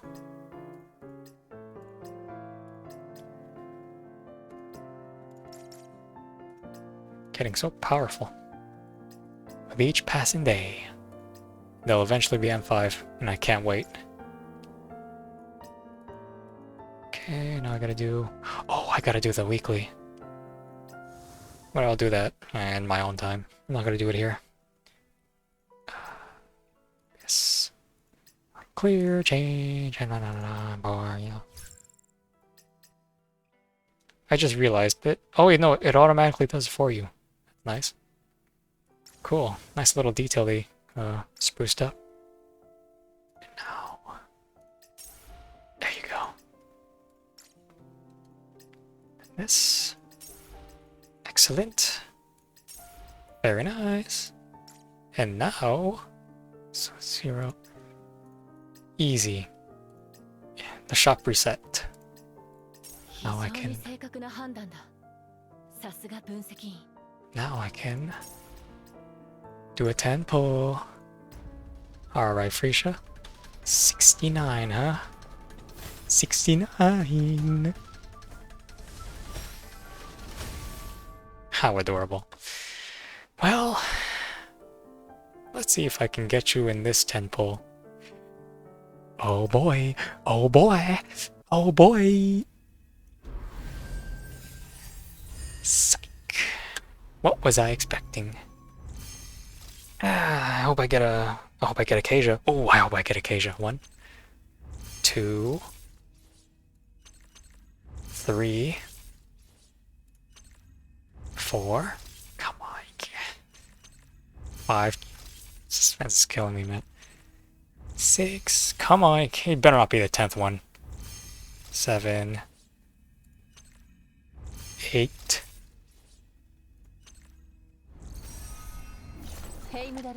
This works too. This works too. A dupe nets me more mats. Nice. Nice. Oh! This! I forgot. Allow me to do that. Shoot, what's the point of holding him if I'm not even gonna spend them? Perfect. Do I have 320? No, I don't. Oh, but I... Arg! God damn it. Is there a way to... without... Oh. Nut. Alright. Let me just... I'm just gonna grab... There we go. It's just... the reason why I don't claim these is just... It's satisfying claiming them all at once, you know? I love seeing that 1,210 Digicash. That's what it's called. Right? Digicash? Yeah. It's satisfying. Alright. Alright, Fritia, you're coming home.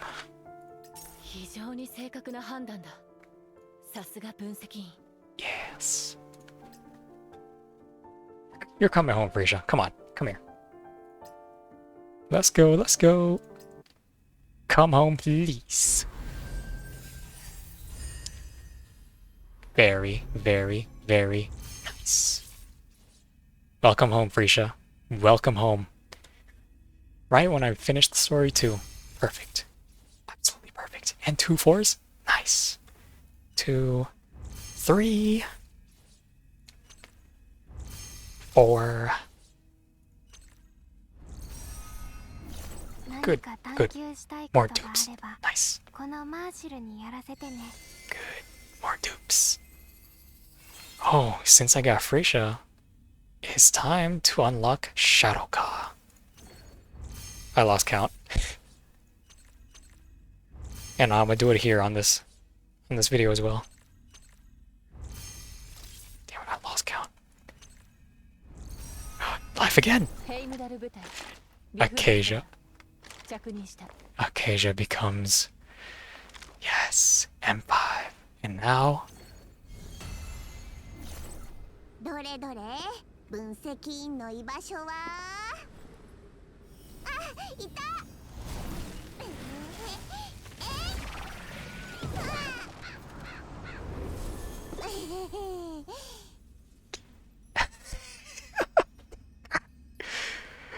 You... Fritia! You're so adorable! Oh my goodness, I'm so... That was great. That was awesome. Oh, that was nice. Oh my goodness, Fritia, you adorable little rabbit. Oh, well, I got an extra 17 days to just keep pulling for your weapon. Cool, cool, cool, cool. Well, Fritia. Oh, there you are. Yay! Yay! So cute. Nature signature. This is, I don't know if this is good on you.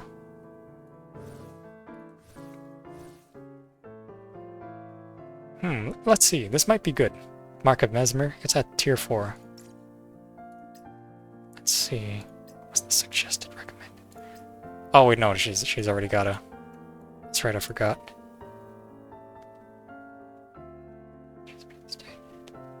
Okay, yeah, makes sense. Makes perfect sense. Okay. Let me go get her, stuff. Oh wow, I had an extra 5 here.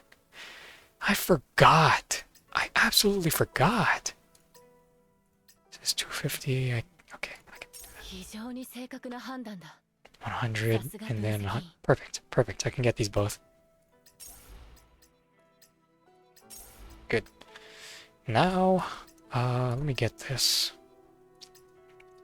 That's only 1. Cause why not? I got plenty of resources. Then, this is her set, right? Yep, turbo. Okay, Diana. Oksana. Altais. I don't know how to pronounce that name. Cool. And this is... Oh, that's right, I gotta get, Oh wait, no, I already have the set. I'm tripping. And this is... A life. If I want to min-max her stats, now's the time to do it. But, towards the end, I'm gonna do it. Towards the end. That's, yeah. Alright, Fritia. Where are you? There you are. I'm actually gonna utilize your character now. Been neglecting you since the start of the game. Shoot. You poor thing. Okay. Stats here. Yeah, fucking horrible. Great. Just what I needed. Jeez, defense. Come on, she don't need no defense. She don't need HP either. Wait. That's the wrong one. Whoops. Yeah, she don't need HP. Does she? Equipped with semi-auto. Increases crit damage amplifier by 30. Okay, very nice. Honestly, Mark of Mesmer looks better on you. Low key. I kind of wasted points there. Oh well. It's cool though. It's cool. Dreamweaver mag. Jeez, HP, fucking hell, man. Okay, I'll do this later. I got Fritia though. Yay! Right on the stream. Perfect. And now that I got dupes from those pulls, it's time. It is time for M5 Acacia. Come here, Acacia. I just need 30. Come on, come on, come on. Perfect. The perfect amount. 非常に正確な判断だ。さすが分析員。So satisfying. Absolutely satisfying. Alright, Acacia. Now I got 2 Chaos DPSs. And you know what that means. Oh my goodness. I'm gonna be out of resources. M5 Acacia. Yep, I'm doing a video soon. I'm gonna do a video soon. 9 hits. Perfect. Look at you, maxed out. Now I gotta do neuronics. But it's gonna be a while because now that I have 2 Chaos DPSs, I have to get Shadowcaw. I need her. Oh, is this? That's also life, isn't it? You love life. Okay. It's time to get Shadowcaw. No. It's time to get Shadowcaw. The fucking music. Aw.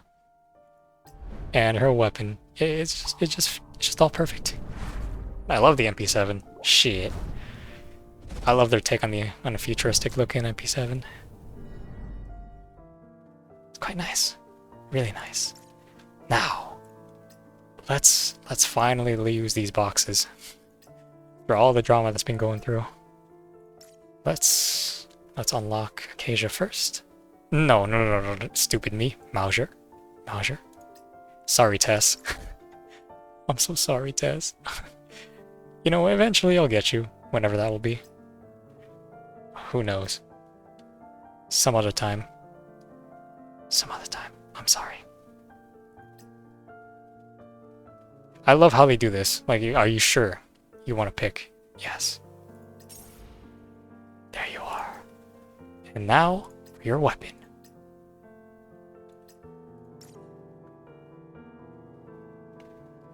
I select the weapon. Please. This is the weapon. Yes, it is. Yes. This is the weapon pack, right? Yes, it is. Good. And now... I do want Haru's... No. Shadowcaw.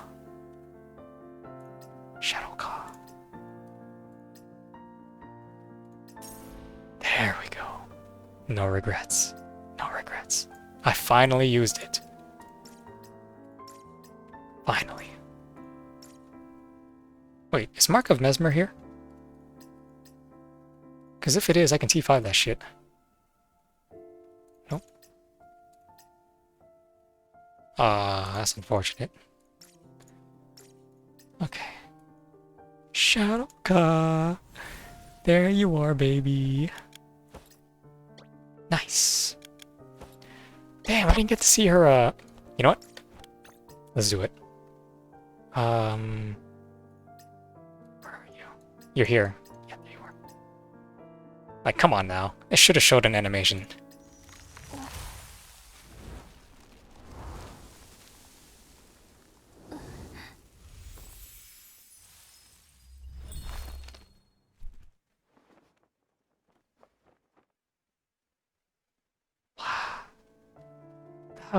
That animation was before they went, like, you know, like a little up close shot of them.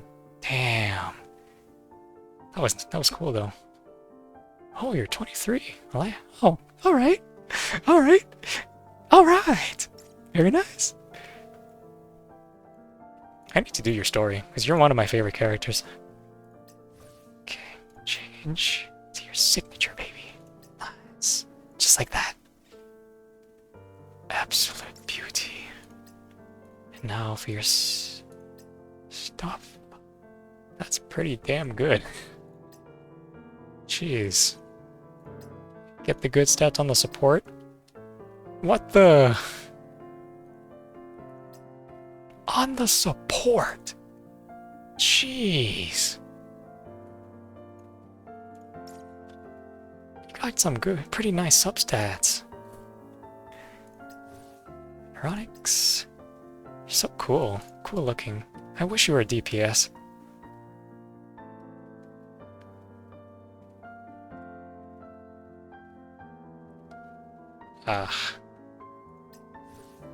Well, cool. You too. Oh my god. This video has gone on long enough. You know what? You know what? Fuck it. Fuck it. I'm gonna level them up right here, right now. Alright. Let's do it. Let's start with their basic level. Let's go with Fritia first and then Mauser.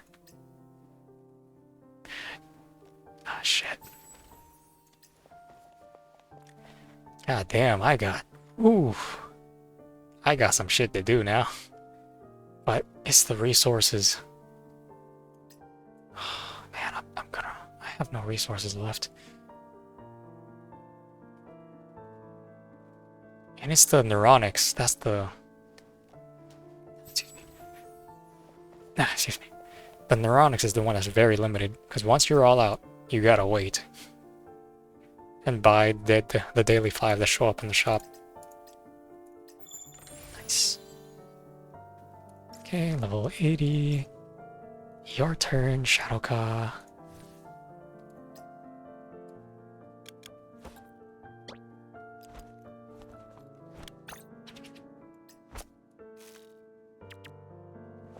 Come on, 80, 80, 80.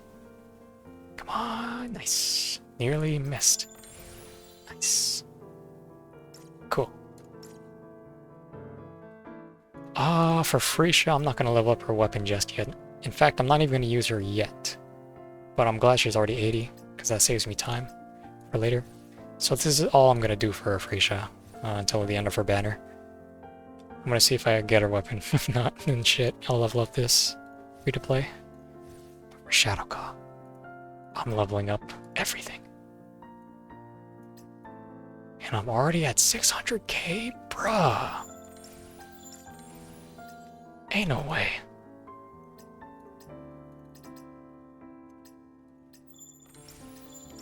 Rerunning the fuck out of this because this video is already pushing 2 hours. And it's late as fuck right now. It's like 3:30 a.m. Oh, I really ran out. I know I can synthesize, but I'd rather be in abundance of resources. Shadowka, where are you? I should favor you because you're very cool and I like your style. Love your vibe. Even though you're not a DPS, sadly. Okay. Maybe I could make you a DPS. But I like the MP7. Because if I were to make you a DPS, I would have to use what Cherno's holding right now. And that's the Battle 1000-year thing. Submachine gun. Nice. I had all the mats. But damn, I love this MP7. It looks nice. Maxed out weapon. Oh, let me claim this. That's parts. That's right, the parts. Oh, it's an SMG. So it's perfect. Wait, which one? Did Shadowka have an attachment? I don't think it's here. This is the default, so I'll stick with this. It already looks great. Oh, not so much that. That, yeah. More attack is nice, but I don't like the silencer on that. Scope though, it just matches. Original looks like that. So that's defense. This one is uninvited to do. Wait, is this, what is this called? This is Alloy Truth. Alloy Truth. That size. Wait. Don't tell me Shadowclaw does not have... Oh, that's sad.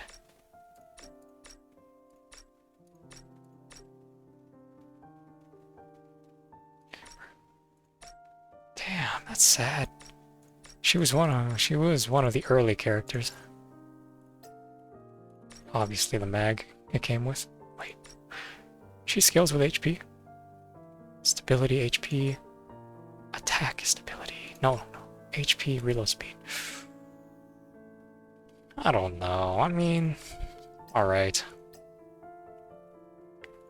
I need to understand your skill. Wait, what's... This one is ADS, attack. I do want it. Damn it. Unfortunate. Okay, that's pretty cool.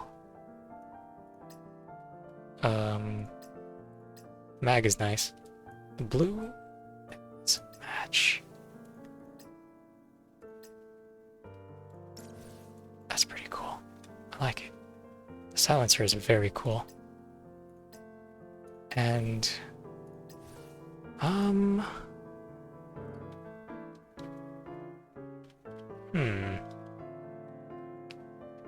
oh, great. So you do scale up with HP. Of course you do. Why am I not surprised? Max HP? Yeah, of course of course. Alright, alright. So your weapon... So this HP could... This one's HP as well, right? It is. And it adds stability. Yeah, this one's... Yeah. It's more optimal. And this one, Stardust. Attack. Where's the HP defense? Attack. They're all attack but this. The pass side. That's okay, attack would be nice. Attack is still nice. Stability. Attack destructible. Attack HP. More attack. And this one is attack. Okay. I guess it's alright. Inherent Amber. Now this would be pretty good for you. But... nah. Okay, good. That's your weapon. Now, your logistics. Let's start with HP since you scale with that. Which one's HP again? The... Max HP boost. What? Where's the defense? Oh, it's over there. HP. Is this... That's attack boost. Defense. There's HP. There you are. Let's see, how much do I have? Yikes. I do not have much. And I'm running out of silver bucks. Is there like a way I can just autofill everything?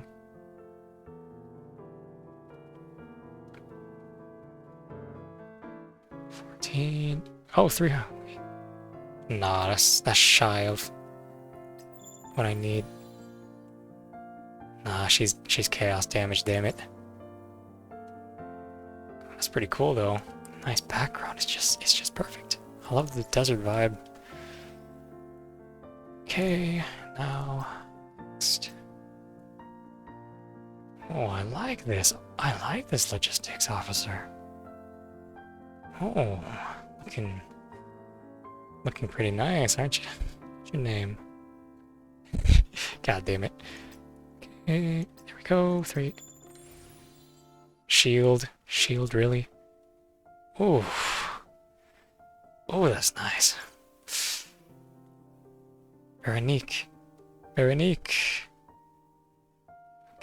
14. Damn, I thought. Damn it, I really need to read their stories more. Okay, and you little rabbit. I know exactly how much I need for the purple. I need, how many do I? 43, I need 2.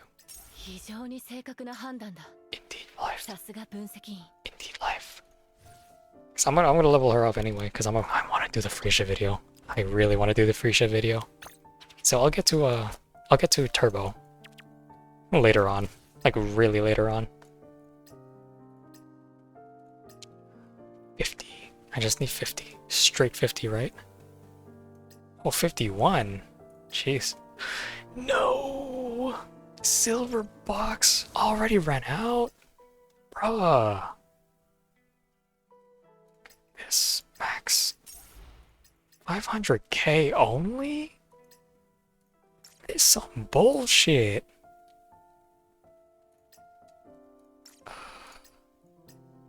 Shadowka. I'm so glad I got you though. I'm very happy about that. It was just a matter of time. Oh, here. Damn, 10 minutes until fucking 2 hours. 2-hour mark. God damn. Electrical damage. She is chaos based. I'm gonna have to fix that later. The other 2 substats for all of them are pretty good, which is good. Very nice. Logistics is done. Oh boy, the neuronics. Oh. So since you're support, it's these come first, but this one comes first. It really doesn't matter. I'm gonna max them out all anyway. Oh, but man, Fritias. Damn it. Hopefully I'll have enough since I haven't spent on the nodes yet. And I have how many? 6, was it?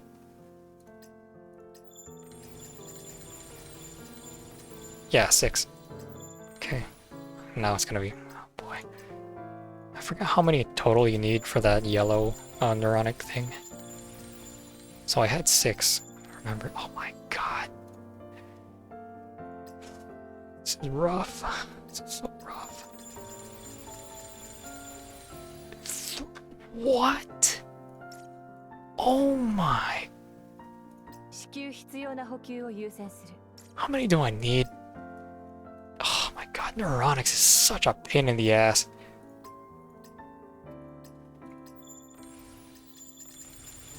Damn it. Oh, Fritia, I'm not gonna have enough for you, aren't I? Because I still have to level up Acacia's. Okay. Okay, it's time to spend it all. Okay, 750 for 10 of these. This. 3. Oh, nice! 300? Oh, very nice. And here. It's always nice to have these. 1,000? Fuck off. That's a waste.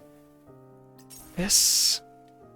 Oh, was. Oh, no, she wasn't. Okay. It says spare if I really need it. Anything else? Oh, here. Perfect. Perfect. Oh, whoops. Oh, well. I got 30 days.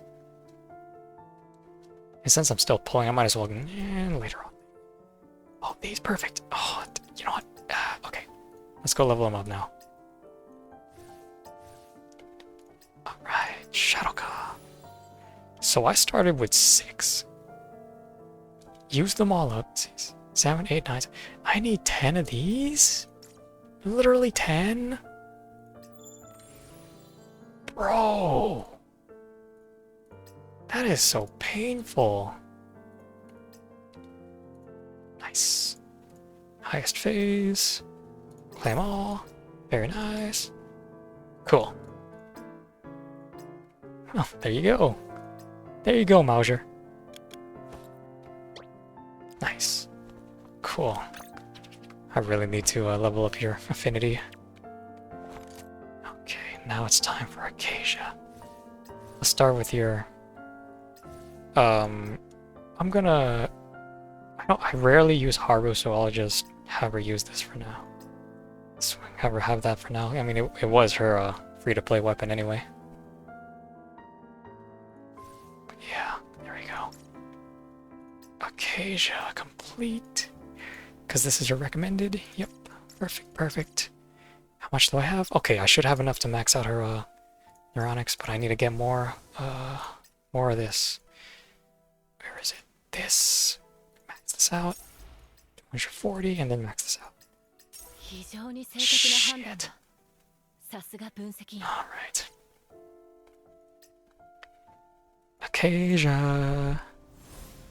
Oh, let me make you 80 as well. Oh no. I'm gonna run out of silver bucks soon. Right? 240, yeah. How much for this?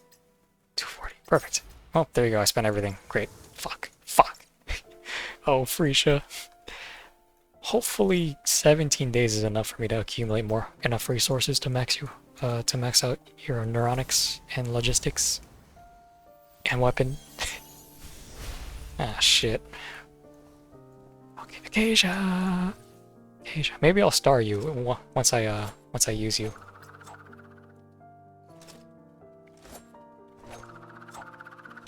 Cause you were pretty cool when I first used you. You were like the third character I got in this game, right? That everybody gets in this game. And you were pretty cool. It's just, I got other characters. But now, you're finally being leveled up. Alright, 5. So let's just deal with this and deal with the damn... nice. Logistics later after this. Okay, goddamn. Fuck. Damn. There you go, Acacia. Initial U energy, huh? Cool. It's a plus. Nice. Excellent. Neuronics is done. M5, beautiful. Your Star Ocean signature. I mean, it's recommended. Level 80. Now. Alright. Let's see here. Thebes. Okay, I'll keep this. Okay, it's just this. So, your name is Eve. Let me get a better substat for Eve. Logistics officer. They are Eve. I got 2,700. Come on. Give me HP. Oh, come on. HP. Fuck off, man. Fuck off with that HP. Dude. Give me attack. Attack and crit damage or crit rate. Come on. Getting some Genshin PTSD. Alright, that works. Alright, Acacia, where are you? You should be somewhere up here. Oh, there's a lot of level 80s. Let's see. Which one is it? This one. No. Switch. There we go.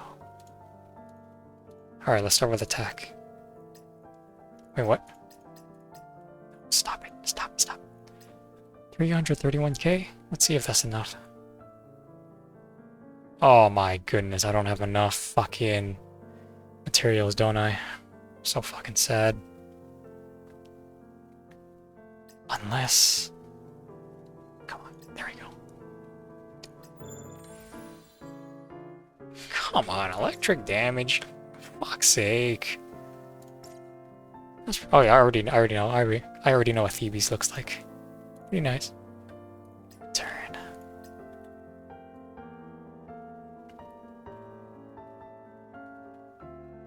I want to get rid of all these purples as well. I've played this game long enough already.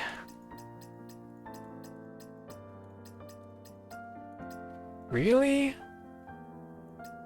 Damn, man. Auxiliary units, what the? Oh, that's really cool though. That's like a very big change compared to this. That's crazy. It's beautiful. You in life. Your turn. What do you do? How much do I have left? Oh, I just need... Oh, perfect. Just get rid of those. That's just the right amount. Nearly the right amount. I can get rid of one of Eve. You gotta be kidding me. Oh, this is so fucking... Alright. Right here, somewhere here. Where... Oh my god, it's already the 2-hour mark. I need to end this now. Son of a buck. I'm gonna be pulling anyway. 非常に正確な判断だ。さすが。 Oh, sorry, life. Sorry, life. Sorry, wife. Okay. There you are. Come on.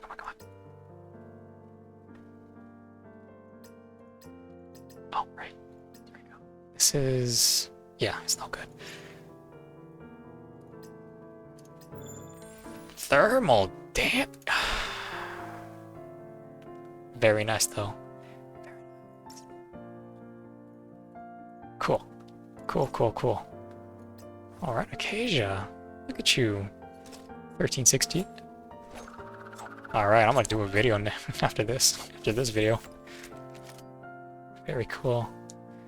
I mean, I'd like to get this outfit for you, but I don't got funds. I'd like to get it, but yeah, it's okay. Alright. Nice. Well, that's it, right? That's all there is. That's all I need to do. No more pulls, right? No more... oh! 10 pull. Gotta do it now. Standard. No. Here. No. Right here. Marion? Yeah, I should go for Marion, right? Yeah. And if that's the case, I should go for her signature. Because the life I already focused too much on life already.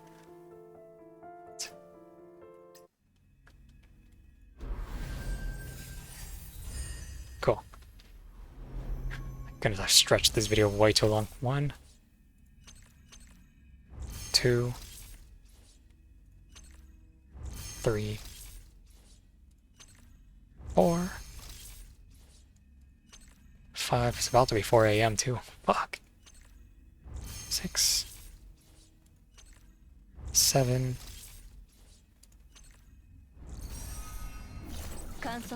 Nice. Nice. Your manifestations actually buff the fuck out of you. Make you a better support. Oh, well, I didn't need to do that. Damn it. Yep. Oh, come on. Okay, it's time to go. Nice. Chen-ching. Alright, cool. How are you? Chen-ching. Perfect. M3. Nice. The Slayer aura and stays with... oh! Oh, that's nice. That's really nice. Oh, jeez.